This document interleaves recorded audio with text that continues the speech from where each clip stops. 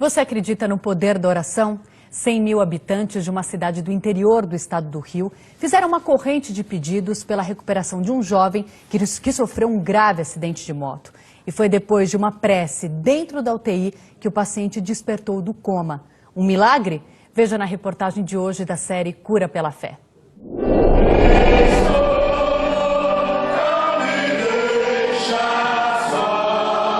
A força que move o grupo religioso em maior crescimento no país nasce das palavras. Não importa pra onde você foi. Do poder que os evangélicos acreditam a elas. Pedir e acreditar para receber.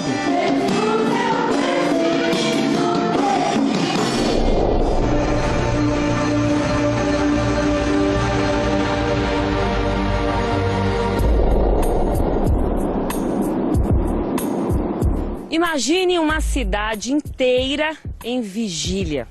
Qual o poder de 100 mil habitantes em oração? Maio de 2009, divisa do Rio de Janeiro com Minas Gerais. Um jovem morador em coma profundo após um acidente de moto recebeu a força da fé de seus conterrâneos durante 15 dias.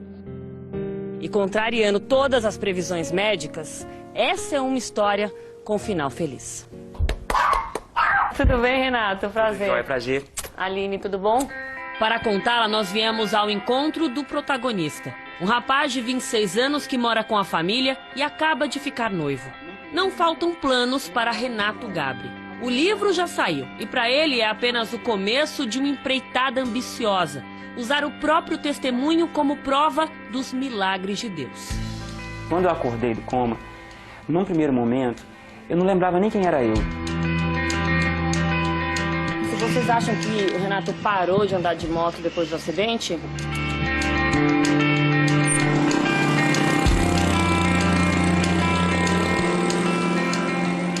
Chegamos ao local do acidente, que está perto de completar 6 anos. Hoje a rua é asfaltada, não há mais paralelepípedo e nem buracos, como que interrompeu o caminho do então estudante de Direito. Eu vim andando por aqui, quando de repente, pá! Ela ficou presa no buraco, eu fui voando por cima da moto, e então o capacete se soltou e eu caí.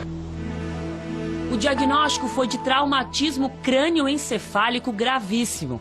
Aquela noite era plantão do Dr. Agostinho. Pode dizer que, de fato, o Renato ficou muito perto da morte, Dr. Agostinho? Não só naquele dia em si com relação ao trauma, mas também pelas complicações que vieram posteriormente, sobretudo no contexto infeccioso. Convulsões e um quadro de infecção generalizada.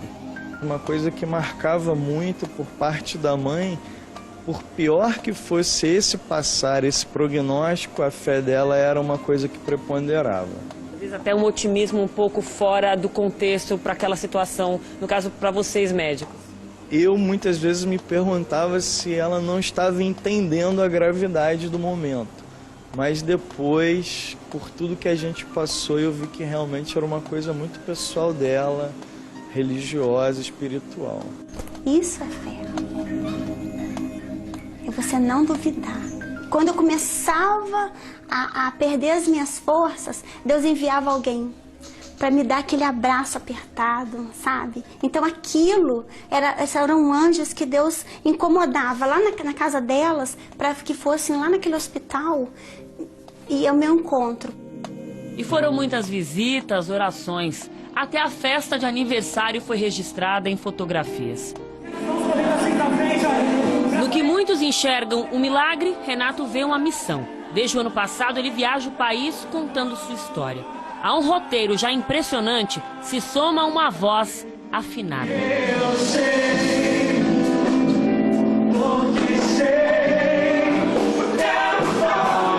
A vigília começou na igreja, pelas orações de Poliana. Foi uma convocação mesmo de um clamor pela vida do Renato. Entre os convocados, uma mulher chamou a atenção de Rose.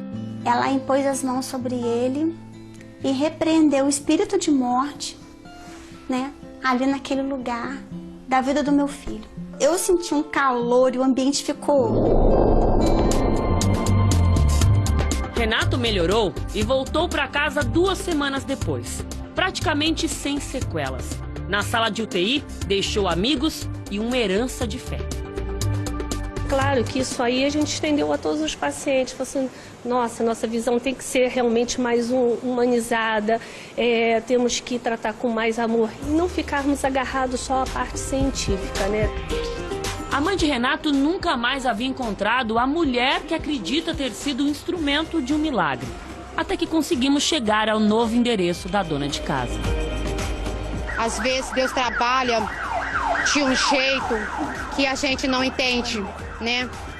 Eu queria um milagre de voltar a enxergar, mas Deus tinha um propósito maior na frente, salvar uma vida que provocaria milagres em outras vidas, entendeu?